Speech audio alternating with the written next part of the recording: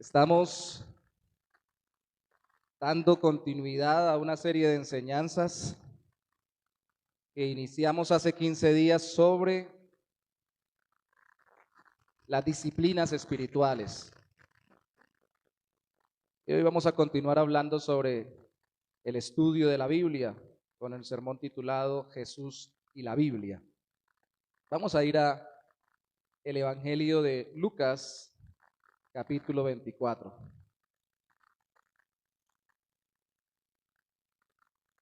Lucas, capítulo 24.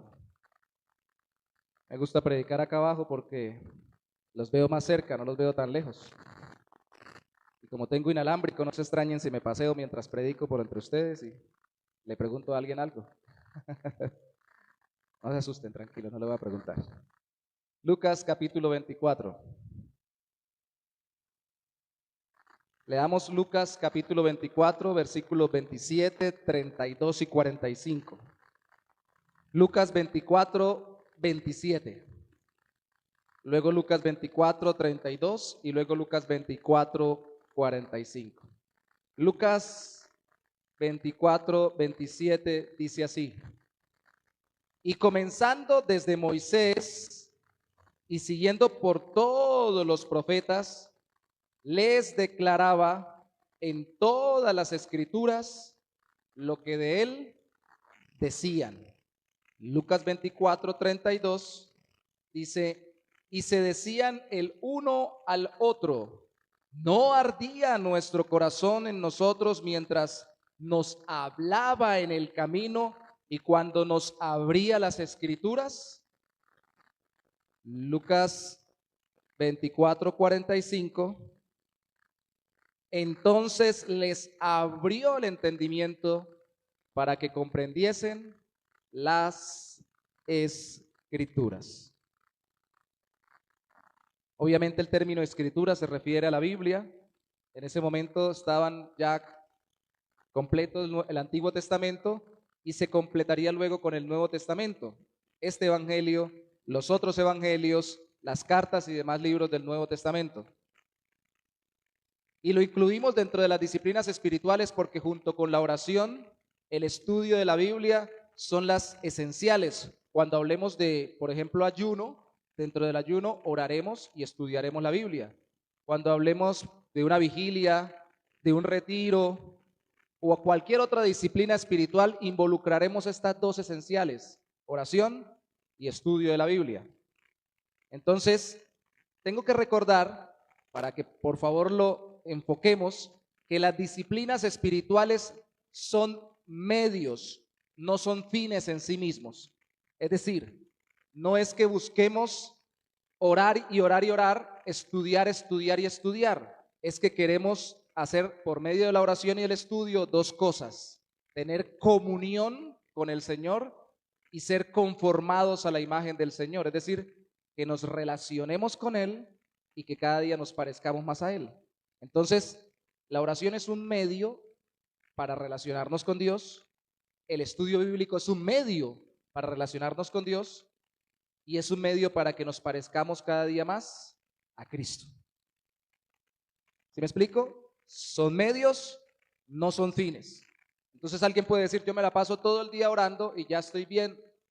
No necesariamente, porque si en su oración o en su estudio bíblico usted no está relacionándose profundamente con Dios y no está siendo transformado a la imagen del Señor, entonces usted está poniendo la oración y el estudio bíblico como fin y no como medio. El fin es parecernos al Señor. El fin es relacionarnos con Él, conocerlo más. Teniendo eso en cuenta, aunque como segunda persona de la Trinidad, Cristo es el verbo o la palabra de Dios misma hecha carne o hecha ser humano, Cristo cumplió, usó y enseñó la Biblia para salvarnos. Pero también lo hizo para que dependamos de ella, de la palabra de Dios, como Él dependió. Hay muchos textos bíblicos, no lo podemos ver, nos vamos a enfocar en esto, pero hay muchos textos bíblicos donde se muestra que Cristo decía como está escrito.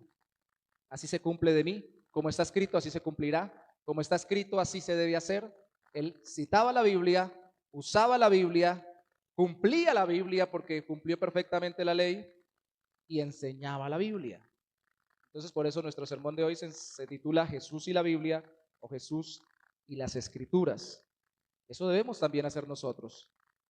Entonces voy a tomar este texto del Señor, este pasaje de Lucas donde Cristo se aparece resucitado en Lucas 24, y con esos versículos que leímos relacionados a las Escrituras, vamos a ver principios que en este relato se nos muestran de cómo estudiar la Biblia.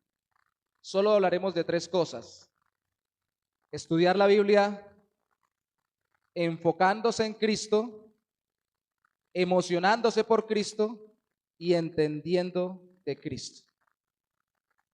Tres cosas: enfocándose en Cristo, emocionándose por Cristo y entendiendo de Cristo.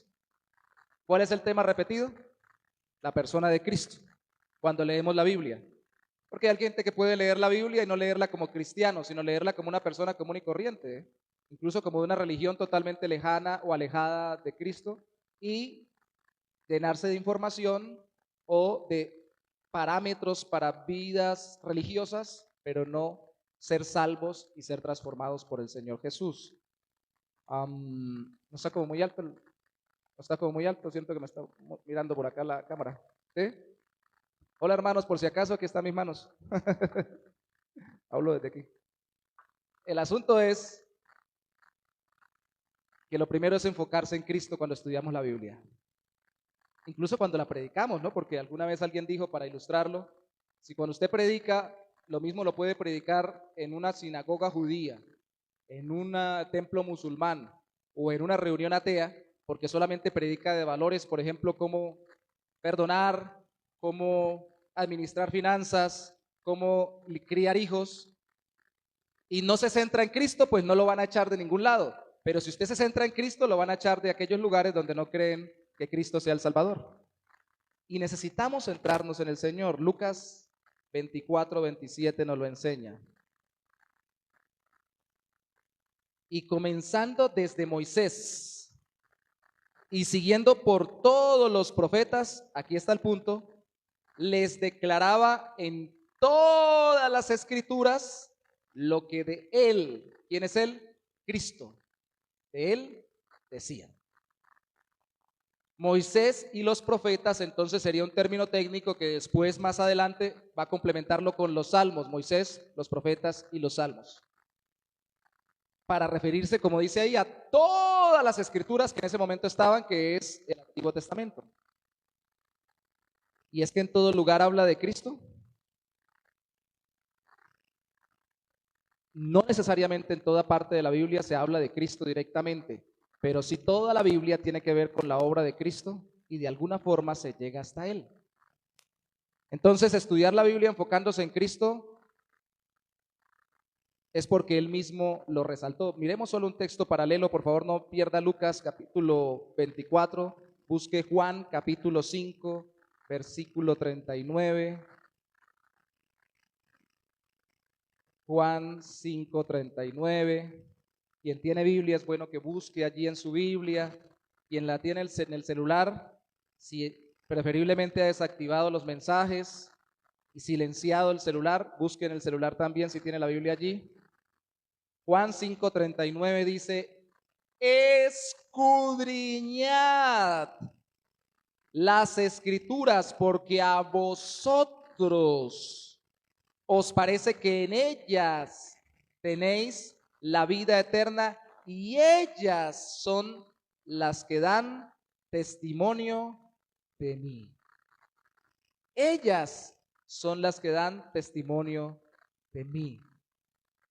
Ustedes estudian la Biblia para encontrar cómo salvarse. De hecho, alguna vez un hombre líder, tal vez de la misma secta judía, que seguramente era la de los fariseos, la que más confrontaba a Cristo, se acerca al Señor, un principal de entre los judíos, y le pregunta que cómo se heredará la vida eterna. El Señor lo manda a lo que está escrito, pero es que lo que está escrito apuntaba a Él. Todo apuntaba a Cristo. Y esa gente cuando preguntaba por la salvación eterna, ¿cómo Ya en ese momento no solamente se quería ser libre de problemas como hoy. Hoy queremos que nos libere el Señor de problemas acá, sino que también se pensaba en la vida después de la muerte. ¿Y cómo obtenerla? Y así le preguntó, ¿cómo se puede obtener la vida eterna? Y Cristo lo dirigió a la Escritura. La Escritura la investigaban para encontrar la vida eterna, pero la Escritura habla de Cristo porque Cristo es el que da la vida eterna. Entonces Él dice, lean, ustedes escudriñan, buscan la Biblia, estudian el Antiguo Testamento, pero no se dan cuenta que todo eso se cumple en mí. Eso fue fuerte para ellos en ese momento porque ellos no podían, humanamente hablando, comprenderlo, sino por la obra del Espíritu de Dios. Pero Él, como dice Lucas 24:27, los llevaba a lo que las Escrituras declaraban de Él. Ubiquémonos en Lucas 24. Antes del capítulo 24, perdón, versículo 27, está el capítulo 24, versículo 26, versículo 25, versículo 23, versículo 22, 21, así hasta el 13. Pues entonces, leamos rápidamente del 13 al 26, Lucas 24, 13 al 26.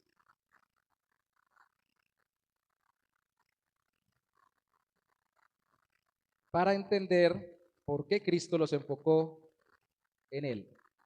24:13 dice, y he aquí, dos de ellos, de los discípulos, iban el mismo día a una aldea llamada Emaús, que estaba a 70 estadios, eso es una medida de longitud, de Jerusalén, e iban hablando, como todos nosotros vamos hablando en esta vida con cualquiera, ¿no? Entre sí, ¿de qué? De todas aquellas cosas que habían acontecido. Sucedió que mientras hablaban y discutían entre sí, Jesús mismo se acercó y caminaba con ellos, mas los ojos de ellos estaban velados para que no le conociesen. Y les dijo, ¿qué pláticas o conversaciones son estas que tenéis entre vosotros mientras camináis? ¿Y por qué estáis tristes? Resalte esto en su mente.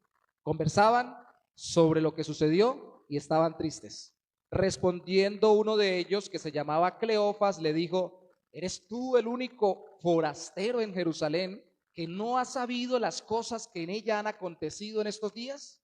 O sea, ¿no ha leído el periódico? En ese tiempo no existía, estoy tratando de ilustrarlo. Entonces él les dijo, ¿qué cosas? ¿Qué ha pasado? Y ellos le dijeron, de Jesús Nazareno, que fue varón profeta, poderoso en obra y en palabra delante de Dios y de todo el pueblo, y cómo le entregaron los principales sacerdotes y nuestros gobernantes a sentencia de muerte y le crucificaron. Pero nosotros esperábamos que Él era el que había de redimir a Israel. Y ahora, además de todo esto, de que lo crucificaron, hoy es ya el tercer día que esto ha acontecido.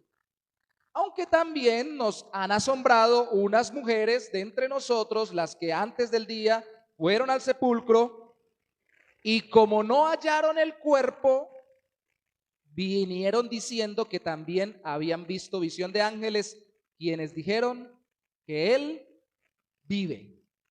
Y fueron algunos de los nuestros al sepulcro y hallaron así como las mujeres habían dicho, pero a él no le vieron. Entonces él les dijo, oh insensatos y tardos de corazón para creer todo lo que los profetas han dicho, ¿no era necesario que el Cristo padeciera estas cosas y que entrara en su gloria? Y ahí es cuando, comenzando desde Moisés, siguiendo por todos los profetas, seguramente todos los libros de la Biblia o en los más importantes con los pasajes claves, les declaraban todas las escrituras en la Biblia lo que de él decían.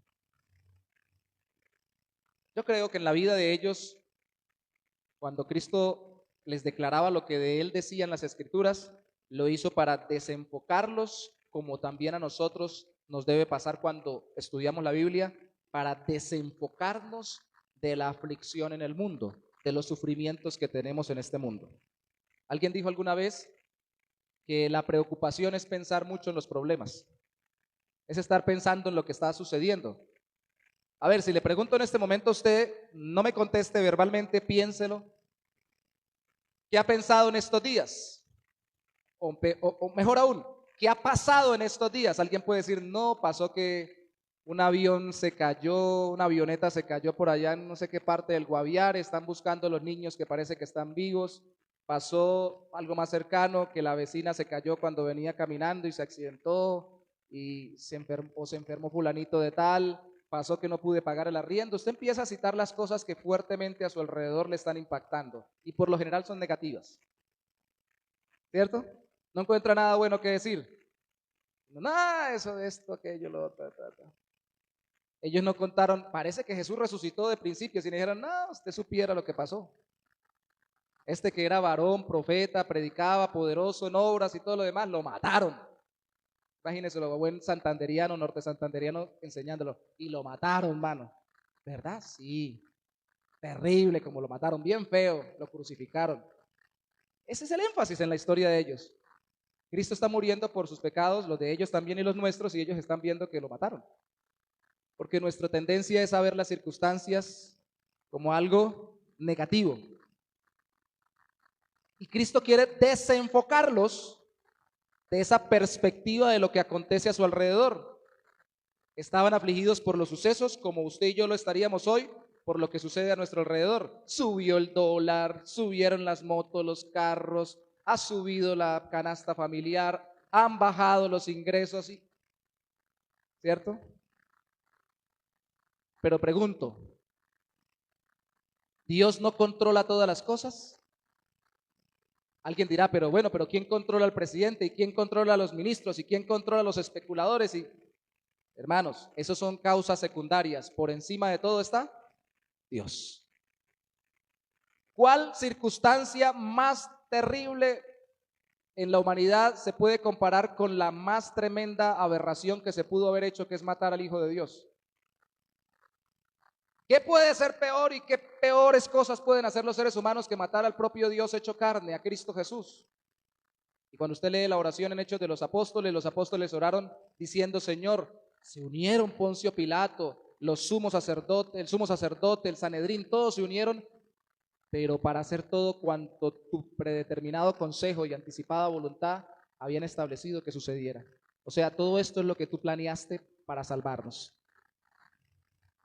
Hermanos, nada se sale del control de Dios. Y aquí quiero que usted, por favor, entienda algo. Si Jesús resucitado lleva a estos discípulos que iban camino a Emaús a abrirle las escrituras y a que vean en cada libro o en cada parte principal donde se hablaba de él para que se enfoquen en él, es para sacarlos de su enfoque de los acontecimientos alrededor. Hermano, cuando usted abre la Biblia todos los días, si se enfoca en Cristo, se sale de la temporalidad y deja de ser esclavo de lo que está sucediendo a su alrededor.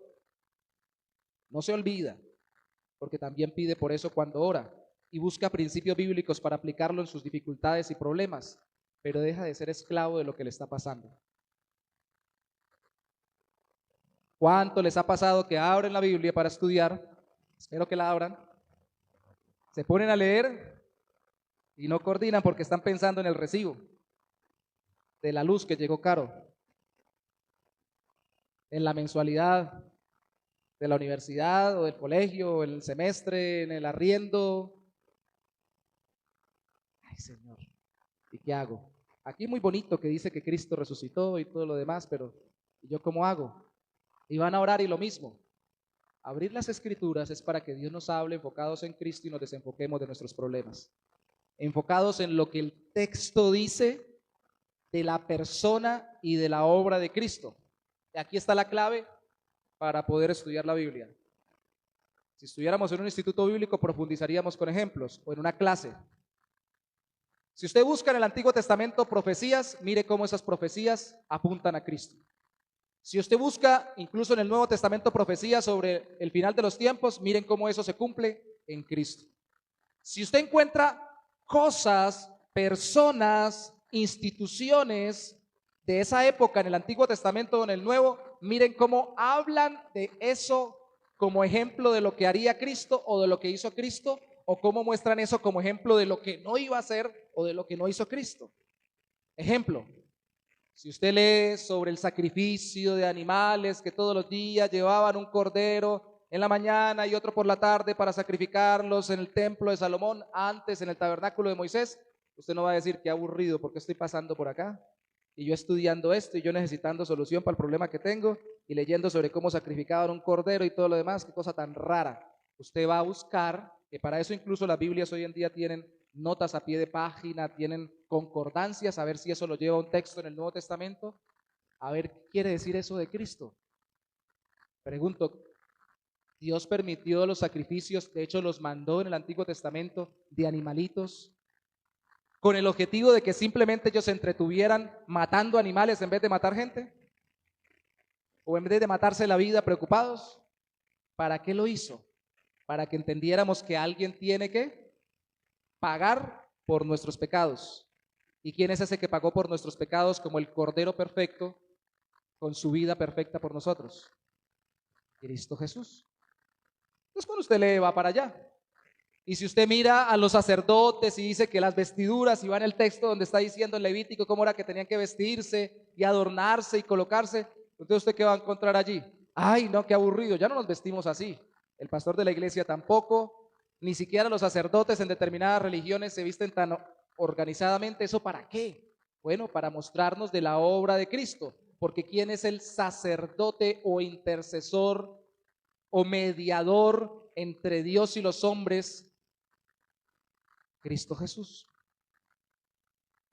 Y usted puede buscar textos. Le recomiendo que si está leyendo el Antiguo Testamento, lo lea mirando con Hebreos, la carta del Nuevo Testamento abierta.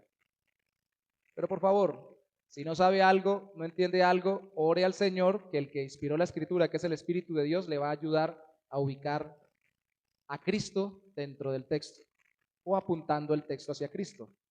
Y si no, haga como en ¿Quién quiere ser millonario? No 50-50, no puede ser la ayuda al público si está entre creyentes o una llamada a un amigo. Llame a un amigo. Estamos promoviendo en la iglesia que entremos en una nueva etapa, incluye esto también, donde ya no simplemente nos reunamos y algunos tengamos funciones ministeriales, sino que dentro de un tiempo, esperamos que en este mismo año, todos en la iglesia estemos siendo discipulados, enseñados, no solo intelectualmente, sino vivencialmente a caminar con Cristo por alguien concreto, y que cada uno en la iglesia tenga a alguien a quien esté enseñando, discipulando. Y si todos estamos así conectados, pues entonces voy a decir, no voy a preguntarle al amigo que me está discipulando, al hermano que me está discipulando, a la hermana que me está discipulando, ella debe saber, y si no sabe ella, pues sabe quién más sabe, y vamos conectados. Pero en esta sociedad individualista tenemos que dejar y romper con ese esquema. No, aquí me tiene que mostrar el Señor. Podemos buscar ayuda. Si no entendemos lo que el texto dice, y uno encuentra por allá un texto que habla por allá de un sacrificio que se hacía derramando en tierra como agua, y esas aguas, o mezclándolas con aguas, y esas aguas eran aguas amargas, y una cantidad de cosas allí raras, y uno dice, ¿y eso con qué se come? Pídele al Señor dirección, y si no, busque un amigo. Queremos juntos estudiar la Biblia buscando a Cristo para nuestro bien, nuestra salvación si somos inconversos, nuestra edificación si somos creyentes. No me levante la mano. ¿Cuándo fue la última vez que estudió un texto bíblico con alguien a su lado para que le ayude? Además del Señor. Sinvergüenzas. Se les nota en la cara. ¿Sí ven? Somos llaneros solitarios, ¿cierto? Y hasta el llanero solitario, esto lo saben los que son de mi edad y más, los más jóvenes no lo saben, cargaba un indio al lado que se llamaba Toro. Era el llanero solitario, pero no estaba solitario, cargaba otro ahí al lado. Cristo lo mandó de dos en dos. El estudio de la Biblia no tiene que ser en soledad o en solitario. El Señor está con nosotros, pero también hay personas que nos pueden acompañar. Hay relatos, hay tipos, hay símbolos, hay cantidad de cosas que podemos ver. Del Antiguo Testamento sobre todo, que nos parece más enredado, que se aplican en Cristo, y del Nuevo Testamento, que a veces nos habla claramente de la vida en Cristo, pero como utiliza ciertos términos, como que nos confundimos o enredamos. Busquemos ayuda, pero no dejemos de estudiar la Biblia. Yo prefiero, hermanos, en el Señor se lo digo con todo el corazón, que usted lea la Biblia, entienda poco, casi nada, pero no deje de leerla, buscando a Cristo. Porque en algún momento, si es sinvergüenza, de todas formas, si no va a buscar una ayuda, el Espíritu de Dios le va a ir mostrando, porque de tanto leerla va el Señor mostrarle con el estudio continuo qué quería decir ese texto. Pero no deje de hacerlo, no deje de hacerlo. He conocido personas que encuentran consuelo. Yo me acuerdo, viene a mi memoria alguien que me marcó mucho en mi vida, amigo de mi papá, que estaba muriendo de cáncer en el estómago y pedía que yo fuera a visitarlo. No podía ya hablar, solo porque se sentía aliviado cuando le leía la Biblia. Y solo hacía eso, sentarme al lado a leerle la Biblia. Y uno dice, pero definitivamente hay gente que no quieren estudiar con otro y otros están pidiendo porque se están muriendo que les lean la Biblia. Que no esperemos a estarnos muriendo para que alguien nos lea la Biblia o nos aconseje o nos acompañe en el estudio de la Biblia. Y si usted va a acompañar a alguien a estudiar la Biblia, no simplemente saque cómo ser papá, cómo ser mamá, cómo ser esposo, cómo levantar un negocio, cómo hacer esto, cómo hacer aquello, que hay principios en la Biblia sobre eso, centrados en Cristo. Trate de sacar primero qué me dice de Cristo, cómo veo a Cristo en ese pasaje, cómo apunta a Cristo para luego sacar todas las demás aplicaciones. Porque somos cristianos. Somos cristianos, ¿cierto? Amén, gloria a Dios. No somos musulmanes, ¿no? Mucho menos judíos, somos cristianos, estamos centrados en Cristo. Busquemos todo eso para encontrar la historia de la redención. ¿Ustedes han visto novelas, cierto? Ahí sí todo el mundo le brilla los ojos. Han visto películas, ¿no? Tienen cara de ver Netflix, series en diferentes archivos o diferentes canales. Bueno, han leído libros. Todos los libros tienen protagonista principal, igual que las novelas, igual que las películas, y protagonistas secundarios. La Biblia tiene como protagonista principal a Dios y como protagonista principal de parte de Dios como ser humano a Cristo, que es Dios, la segunda persona de la Trinidad que se hizo ser humano. Todos los demás personajes son secundarios. David, con todo su valor, es secundario. Moisés, con todo lo que hizo, es secundario y es muy importante en la Biblia. Salomón, con todas las riquezas que tuvo, es secundario y todos apuntan a Cristo. Moisés administró, y dice Hebreos, ahora más grande que el que administró la casa de Dios es Dios mismo hecho carne, Cristo. Es mejor Cristo que Moisés. David le dirigió al pueblo en la guerra, en la batalla para conquistar, y tuvo un corazón, dice la Biblia, conforme al corazón de Dios, sensible, pero Cristo es más grande porque es el Rey de Reyes y Señor de Señores. Conquistó la muerte, el pecado, la maldad por nosotros. Cualquiera, Salomón, que fue tan, dice Cristo en uno de los textos del Nuevo Testamento, tan celebrado, fue bien recibido por la reina de Saba y toda la gente le celebraba a Salomón, o más bien, él recibió a la reina de Saba y la reina de Saba lo halagó. Pues más grande que Salomón es este que está aquí, dijo Cristo del mismo, porque él es más grande en riquezas. Sus riquezas no son limitadas por las cosas, tiene riquezas en gloria, viene con las riquezas de los cielos, y las riquezas de Cristo son de gracia, de perdón, de restauración de nuestras vidas por la eternidad. Es más grande.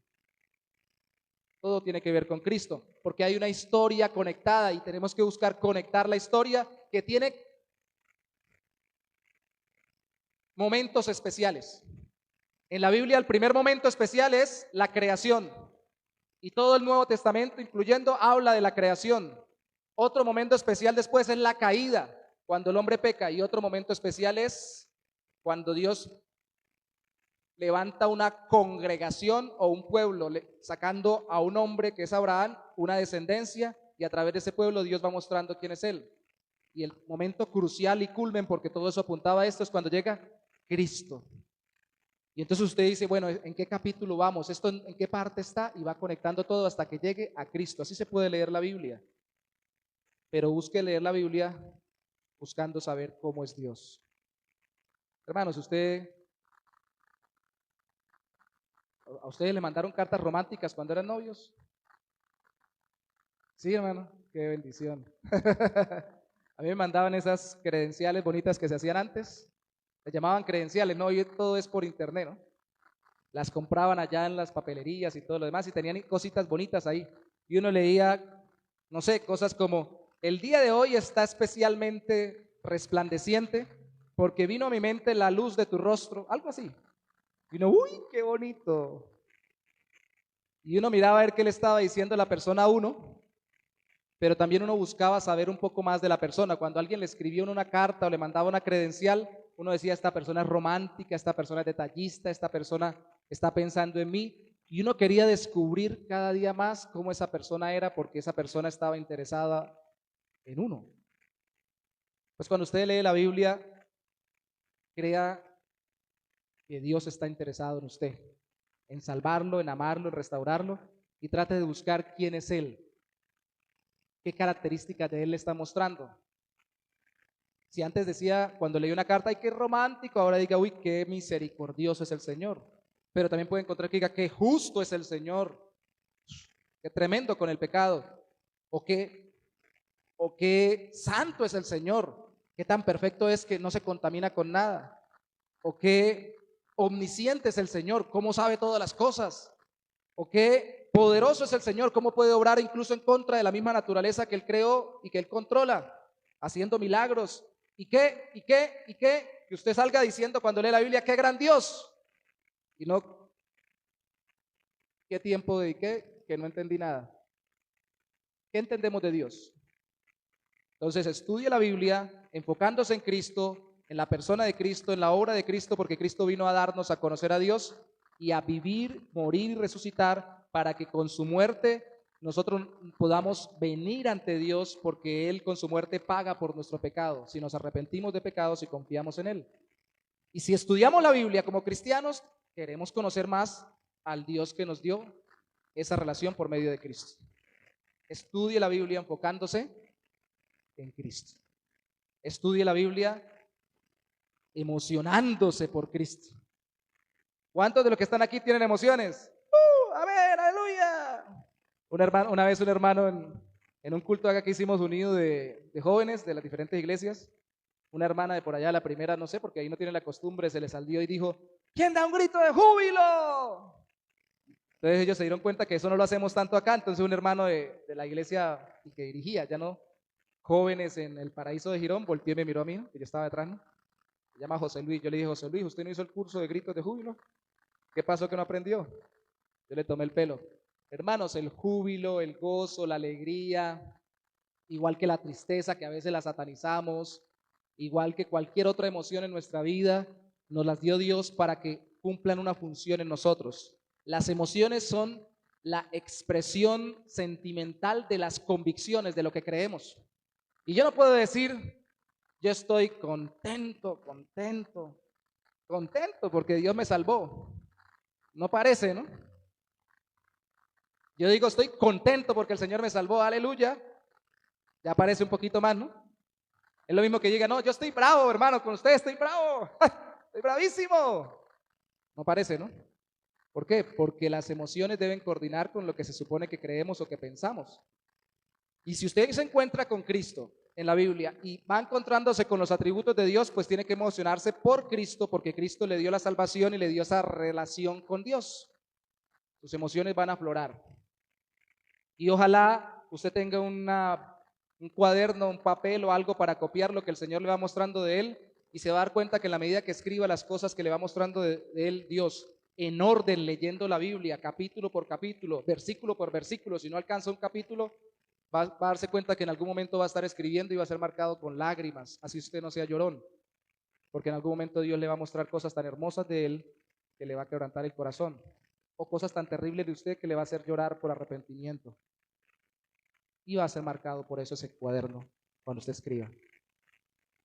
Estudiar la Biblia emocionándose por Cristo. Lucas 24:32 dice que a estos discípulos, cuando ya Cristo se fue, se decían el uno al otro, verso 32, ¿no ardía nuestro corazón en nosotros mientras nos hablaba en el camino y cuando nos abría las escrituras?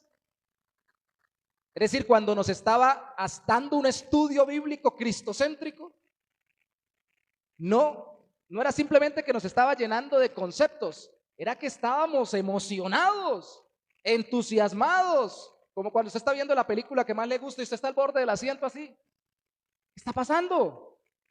De la silla usted está ahí pendiente. ¿Qué es esto? Vaya conmigo a un texto paralelo, Mateo 22:29. Mateo 22, 29. Si los fariseos no querían reconocer a Cristo, no era porque no fueran apasionados, se apasionaban pero con sus conceptos y desecharon al verdadero Mesías. Estudiaban la Biblia, pero y tenían más cercanía a la realidad de lo que la Biblia enseña, según el mismo Cristo lo dijo, que los saduceos. Pero los saduceos eran como los intelectuales de la época, los que no creían en cosas raras ni en milagros. Y en Mateo capítulo 22, en medio de una disputa tanto con fariseos como con saduceos, como con herodianos, todo mundo contra Cristo.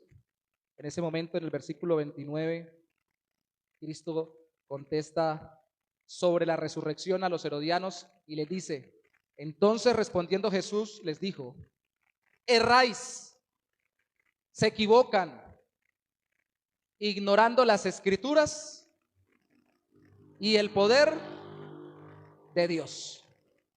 Señores fariseos, ustedes me están argumentando, ese es el contexto, que como ejemplo, según la Biblia, una persona que se muriera siendo varón dejara a su esposa, si la esposa, según la ley, podría casarse con su hermano para que le diera herencia y ese hermano también se moría, y ella se volvía a casar con el otro hermano para que le dejara herencia y ese también se moría, y así todos los 7 hermanos, además de que le dijeron a ella, la viuda negra, que ella no podría, ¿con quién se iba entonces a encontrar ella cuando viniera la resurrección? El tiempo futuro donde todos tengamos cuerpos gloriosos. Ustedes argumentan que eso no va a pasar, porque entonces ella, ¿de quién va a ser mujer? Se equivocan.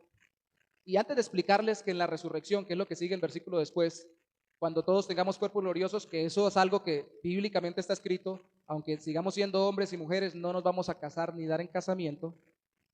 Para los que pensaban que iban a seguir casados eternamente, aquí está, desilusiónense, no, pero no quiere decir que perdamos la vida como hombres o como mujeres, sino que ya no vamos a tener esa misma dinámica de ahorita. Antes de explicarles eso escatológicamente sobre el fin, le dice: ustedes se equivocan porque ignoran las escrituras y el poder de Dios. Esto es un hebraísmo. Ignoran el poder que Dios tiene para cumplir lo que ha dicho en las escrituras. Y se emocionan con sus argumentos intelectuales y no con la obra poderosa de Dios. Por eso voy al punto que estamos en la parte de emocionarse por Cristo. Ellos que estaban tristes cuando escucharon del mismo Señor que había resucitado, o lo que la Biblia decía sobre él, que ahora había resucitado, se emocionaron porque se dieron cuenta que Dios es poderoso para cumplir lo que ha dicho. Y esa emoción no está en las vidas de aquellos que viven dudando del poder de Dios para cumplir su palabra. Y si usted abre la Biblia y estudia la Biblia y piensa: esto estoy así perdiendo el tiempo porque esos son puros conceptos enredados, ¿eso qué va a hacer en mi vida? Pues entonces perdió el año, porque no va a recibir nada. Abra la Biblia con la emoción, con la pasión por Dios y con la convicción de que Dios va a obrar en sus vidas de alguna manera. Incluso, como les decía hace un rato con el ejemplo, solo por leerla. Y alguien dice: y me levanto de aquí de orar y de leer la Biblia, ¿y qué va a pasar? ¿Mis circunstancias siguen igual? No siguen igual, porque ahora usted conoce más al Señor y entiende que Él está con usted y se siente acompañado y respaldado por Él. Y por lo menos, como dijo el salmista, me fortaleciste con vigor en mi alma. Salí y encontré el mismo problema, pero ahora entiendo que Dios está conmigo, que Él está al control y está usando todo para su gloria y para mi bien, porque así me lo enseña la Biblia.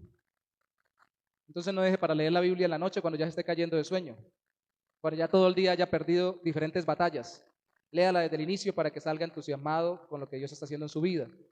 Ese ardor, esa emoción era a ellos, a los de Emaús, para desarraigarlos, arrancarlos, sacarlos de la apatía del mundo, porque ellos estaban muy desentusiasmados. El mundo ofrece emoción, el mundo ofrece entretenimiento, el mundo ofrece vicios incluso para que usted se entretenga, tome mucho para que se sienta muy alegre, festeje mucho, vaya mucho a fiestas, tenga muchas mujeres, haga muchas cosas, viaje mucho, cambie de cosas y verá que usted va a estar feliz.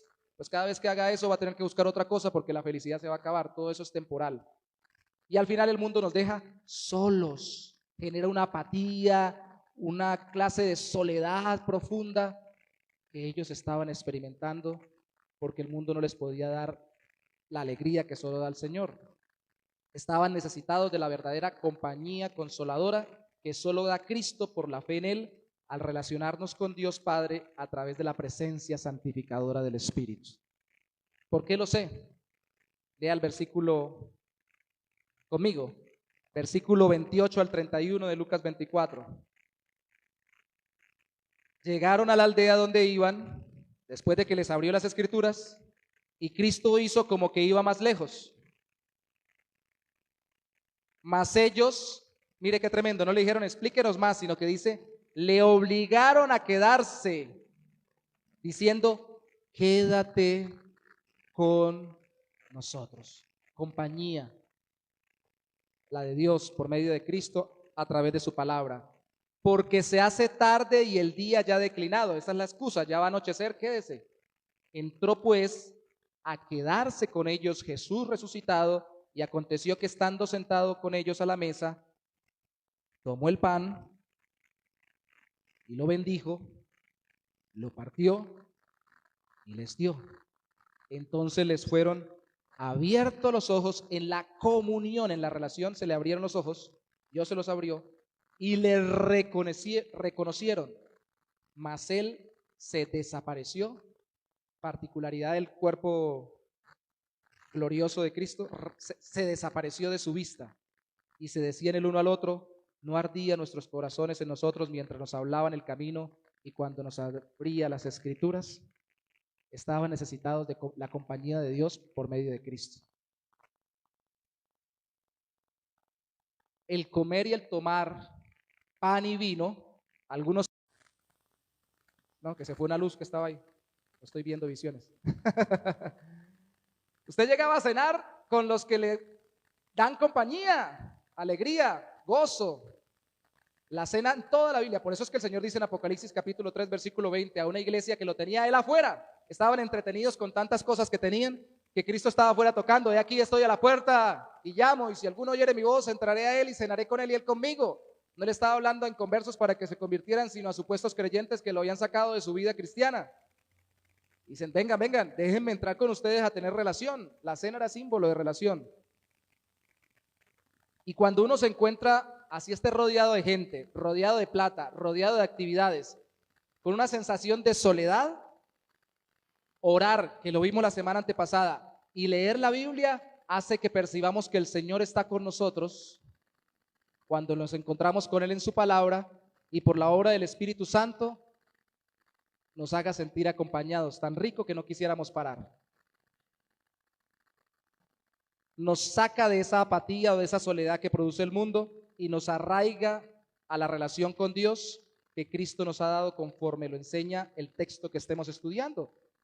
Entonces el texto nos puede enseñar que Dios quiere estar en amistad con nosotros, que quiere ser nuestro Señor, que quiere corregirnos, y eso lo hace un padre sobre un hijo, no lo hace una persona que nos aborrece, sino alguien que nos ama, que quiere restaurarnos si hemos caído en pecado, que quiere capacitarnos si nos consideramos débiles, que quiere fortalecernos si sentimos que ya no damos más, que quiere guiarnos si nos sentimos confundidos, que quiere animarnos si estamos desanimados.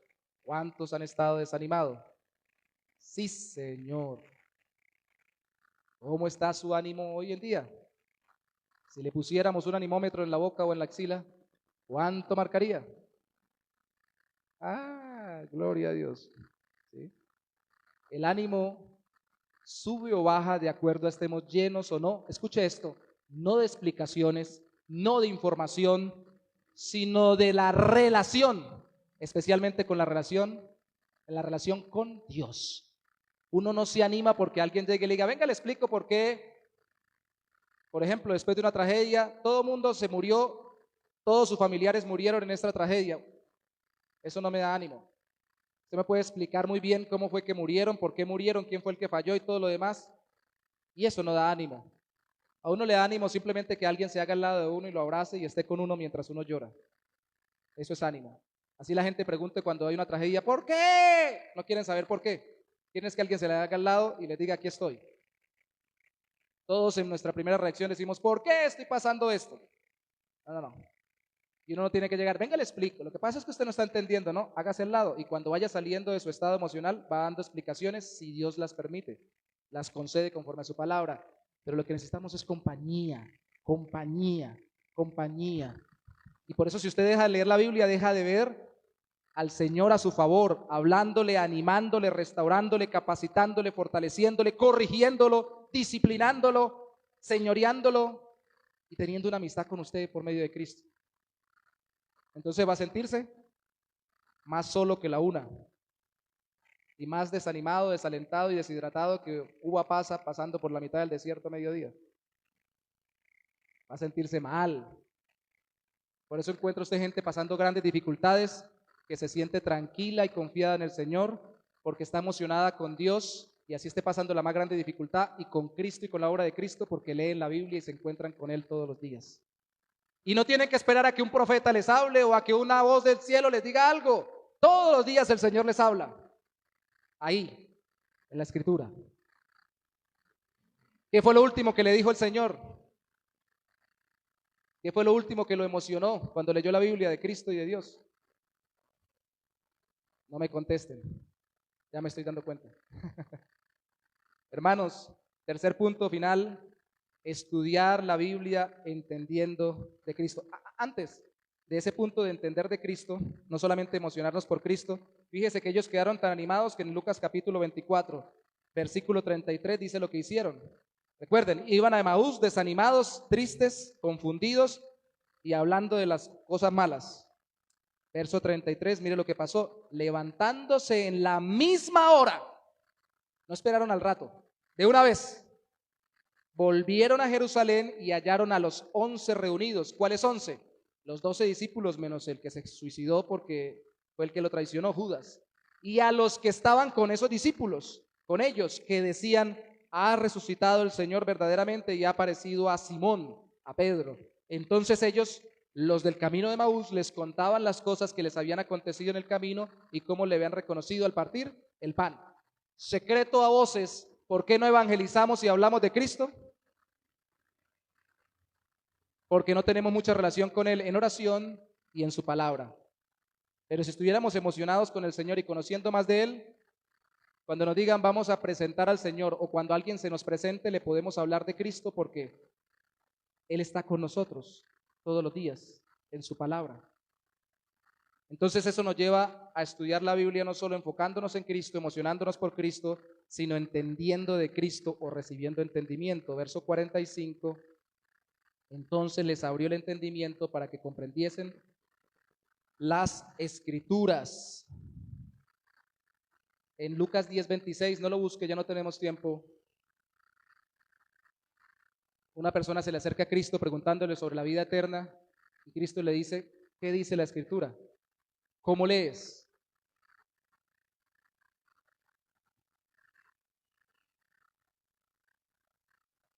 Señor, yo le estoy preguntando sobre la vida eterna, por eso. ¿Qué leyó en la Biblia? ¿Qué está entendiendo? Ojalá todos llegaran así a la iglesia. Todo el mundo pregunta, pastor, y sobre este tema y sobre aquel, y uno se pone a explicarle, ¿no? Recuérdenme hacer lo mismo que Cristo. ¿Qué leyó en la Biblia sobre eso? ¿Y cómo lo entiende? Ay, no, no he leído. Vaya y lea. ¿Qué le contestó el hombre? Le dijo, bueno, la Biblia dice, amarás. Cristo le dice concretamente qué dice la ley. Y él le dice, amarás al Señor tu Dios con todo tu corazón, con toda tu mente, con toda tu alma y con todas tus fuerzas, y amarás a tu prójimo como a ti mismo. Bueno, Cristo le dice, bien has dicho, haz esto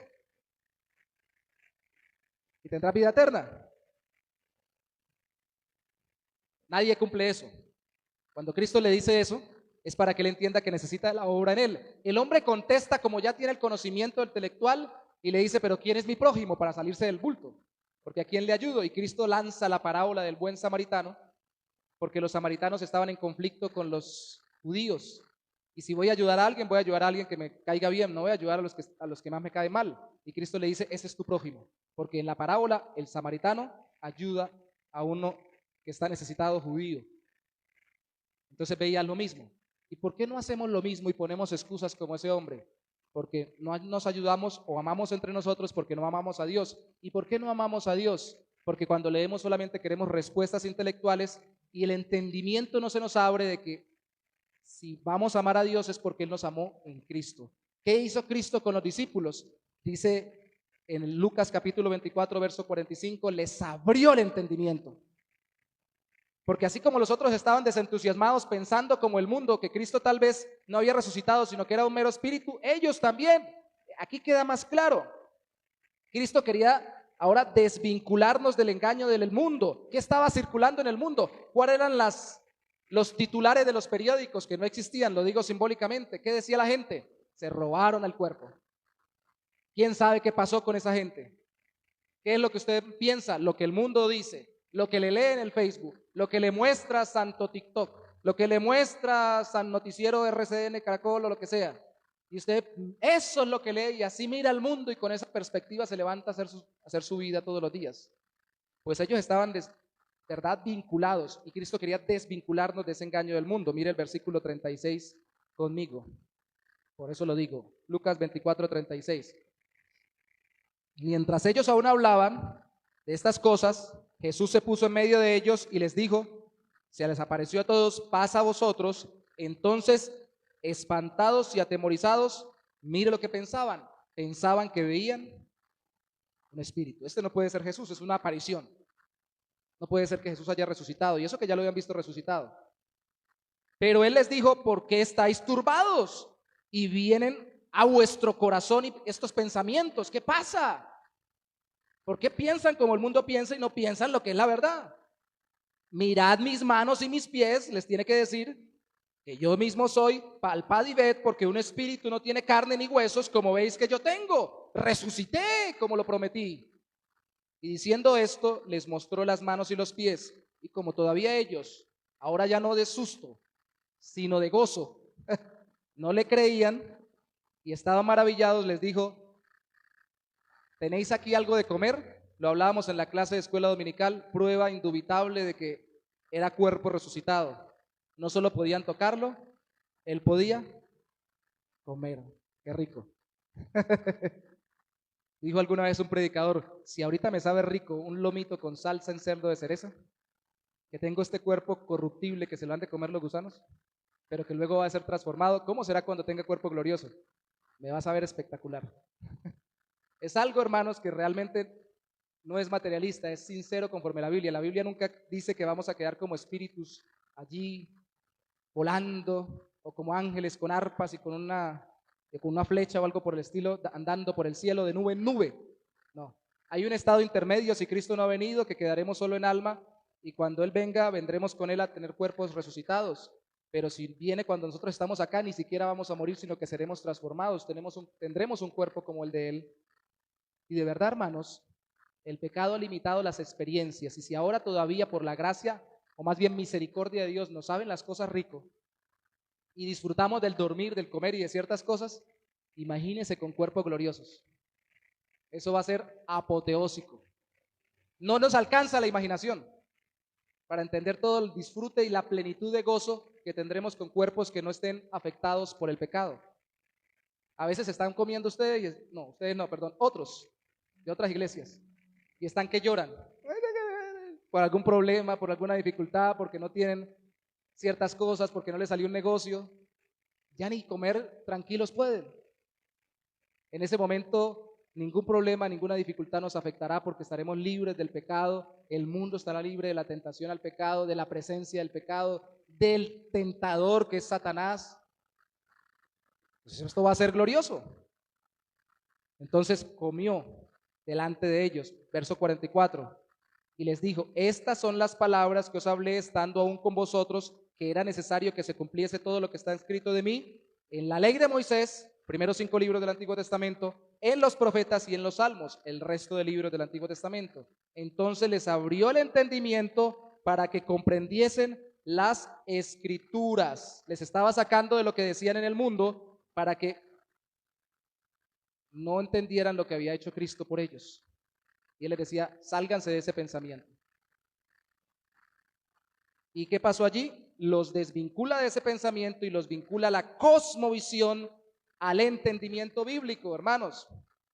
Eso es un buen ejemplo. Todavía me quedan como media hora más. No, mentiras. Bueno, estas están empañadas.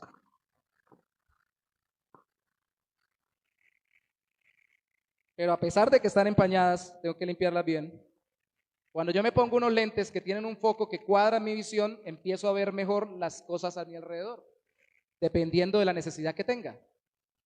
La cosmovisión es como los lentes. ¿Qué lentes se pone usted para ver las cosas? Ejemplo, alguien pasa por el frente, como me ha pasado a mí aquí en la cuadra, vamos a quitar todas las malas experiencias y pongamos una más bonita y hasta jocosa. Pasan los niños del sector y juegan rin rin corre corre. ¿Saben ustedes qué es eso? ¿Cuántos jugaron rin rin corre corre? ¿Cuánto le sacaron canas a los pobres vecinos? Pasan y hacen y algunos no hacen solamente rin, no hacen y se quedan pegados, ¿no? Y uno va a salir y cuando sale lo ve por allá corriendo, ¡ay! Muertos de la risa, porque lo hicieron salir a uno. Yo salgo y puedo pensar circunstancias sencillas, algo jovial para que no pensemos en cosas más trascendentales, pero imagínese con lo trascendental y decir, muchachos sinvergüenzas, hijos de quién sabe quién, esos papás no los crían, los malcrían, no los tienen en la casa, ¿quién sabe? Se me dañó el día. O puedo salir y pensar, ay Señor, estos muchachos, como cuando yo también lo hacía cuando estaba pequeño. Ayuda a los que por ahí haciendo eso, nadie los agarre por ahí y los moleste, o les pase algo. Tengo alternativas. ¿Qué estoy viendo? Depende de las gafas que tengas puestas, que tengamos puestas. Si estoy pensando, todo me sale mal, Dios no me quiere, como que las cosas no salen, como que todo es como el mundo dice. Si me dejo llenar la cabeza de las cucarachas que el mundo me llena, me la quiere llenar, todas las cosas las voy a ver con esos lentes. Pero si me lleno de la relación con Dios y de lo que dice la Biblia sobre Cristo, me dejo abrir el entendimiento por el Señor, que eso lo hace Él. Las circunstancias son muy importantes, pero las circunstancias van a ser reveladoras de lo que hay en mi corazón y el Señor me va a enseñar qué es lo que está haciendo conmigo en medio de esas circunstancias. Incluso si alguien me ofende, me daña, me pega, me maltrata, me persigue, sin negar lo que está sucediendo, yo voy a buscar y decirle, Señor, ¿qué está pasando? Usted lee la Biblia y, por ejemplo, encuentra textos como en Primera de Pedro que dicen, si sufrimos, que suframos como Cristo, sin pecar. Porque ¿qué mérito tenéis si sufrís haciendo pecado o pecando? ¿Para qué? Para que nos parezcamos más a Cristo. Y alguien puede decir aquí en el día de hoy, ay no, pastor, así no. Yo lo que quiero es ser libre de sufrimiento. Usted no va a ser libre de sufrimiento. Nadie es libre de sufrimiento en esta vida. En algún momento va a sufrir algún problema, alguna dificultad. Usted lo que va a ser libre es de las gafas que el mundo le pone para que usted piense como el mundo y no vea al Señor en medio de las circunstancias. Va a ser enseñado por Cristo. ¿Qué les enseñó el Señor Jesús ahí? Leámoslo rápidamente para ir concluyendo. Cuando les abre el entendimiento a los 11, ya no a los 2, sino a los discípulos, a los apóstoles, verso 46, les dijo, así está escrito. Y así fue necesario que el Cristo, el Mesías, padeciese y resucitase de los muertos al tercer día. Verso 47, y que se predicase en su nombre, por lo que él hizo, el arrepentimiento y el perdón de pecados en todas las naciones, comenzando desde Jerusalén. Y vosotros sois testigos de estas cosas, y aquí yo enviaré la promesa de mi Padre sobre vosotros, pero quedaos vosotros en la ciudad de Jerusalén hasta que seáis investidos de poder de lo alto. Viendo todo a la luz de nuestra relación restaurada con Dios, a la luz del amor de Dios como prioridad y del amor al prójimo como consecuencia inevitable de nuestra relación con Dios, vamos a estar libres de los engaños del mundo. Y mire esto, vamos a ver que lo que Cristo hizo fue para perdonarnos, no para condenarnos. Que lo que Cristo hizo fue para restaurar nuestra relación con Él y para que ahora tengamos la ayuda, el apoyo de Dios. Que le demos a conocer a Él y escuche esto, que seamos apoyados en nuestra vida de testigos de Cristo. ¿Por quién? Por la tercera persona de la Trinidad. ¿Quién es? El Espíritu Santo. Porque Él les promete que vendría el Espíritu Santo y los capacitaría para ser testigos, para que dijeran lo que Cristo hizo por nosotros, pero también para que vivieran con la seguridad de lo que Cristo hizo por nosotros, con ese amor, ese gozo, esa paz, esa paciencia, esa benignidad o amabilidad, esa fe, esa mansedumbre, esa templanza que solo produce el Espíritu de Dios en el corazón de los creyentes en Cristo. Nos dijo y les enseñó a ellos y nos enseña ahora a nosotros, Dejen de estar pensando lo que el mundo piensa. Abran la Biblia, venga, les explico qué habla de mí para que vivan capacitados, apoyados, dirigidos por el Espíritu de Dios, conforme a mi evangelio. Dejen de hacer tanto link, que se dice así, en sitios de internet, en informaciones del mundo, y de pensar lo que todo el mundo piensa. Dejen de pensar, por ejemplo, que si mi marido no es como yo quiero, mi mujer no es como yo quiero, entonces voy y busco lo que el mundo dice. Déjala, déjalo, y hasta ponemos canciones allá rancheras. Eso es lo que el mundo enseña. ¿Qué enseña el Señor? Me enseña, Cristo murió para reconciliarme con Él, para que ahora el Señor me dé la capacidad de amarlo o de amarla a la persona que está a mi lado como Cristo me amó. Cambia mi cosmovisión. Pero ¿por qué no cambia la cosmovisión continuamente? Porque no estamos estudiando la Biblia muchas veces para dejarnos enseñar y entender las cosas como Dios quiere que las entendamos. ¿Usted entiende lo que está pasando? Está tronando. ¿Escucharon el trueno? Cuando truena es porque, ¿qué va a pasar? Va a llover. Le dijo Cristo, ustedes saben muy bien cosas de las señales del clima, pero las señales de los tiempos no, le dijo a los discípulos. Hermanos, nosotros interpretamos de acuerdo a lo que ya se nos ha enseñado. Dejémonos enseñar por Cristo para que interpretemos las cosas. Si el mundo nos ha llenado de perspectivas incorrectas, vamos a vivir negativamente deprimidos y angustiados. Así seamos cristianos.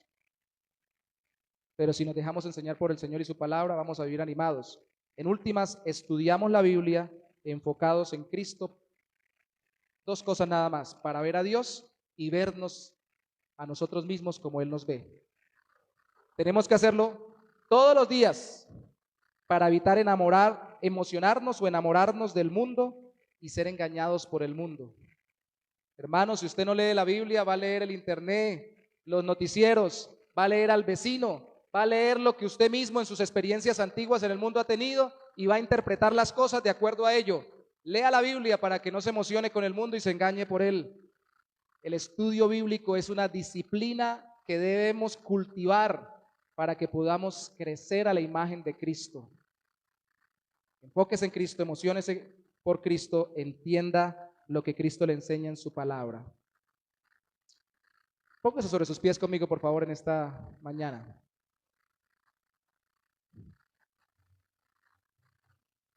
Dos cosas prácticas, muy prácticas. Y vamos a dejar una tarea. No la vamos a hacer aquí como la hicimos hace 15 días. Hace 15 días les pedí que oraran por parejas. Y les pedí que siguieran a esa pareja por teléfono para seguirle preguntando qué orar por ella. Ahora les voy a pedir que saliendo de este lugar busquen a alguien para estudiar un texto bíblico. Si no hicieron lo otro o no lo continuaron haciendo, el Señor se lo demande, porque eso es falta no solo de obediencia, sino de conciencia de que debemos caminar con otros en Cristo. Y que si yo no sé orar solo y me caigo solo en la oración, otro me va a acompañar a orar. Ahora estudiar la Biblia también. ¿Qué vamos a hacer? Yo les voy a enviar el texto bíblico del devocional de hoy. Vamos en Isaías capítulo 4, si no recuerdo mal. Y les voy a enviar al grupo, ya lo envié. Los que están en el grupo se van a contactar con alguien. Todos vamos, antes de terminar el culto, a buscar a alguien para ponernos de acuerdo y conversar sobre el texto bíblico luego del culto.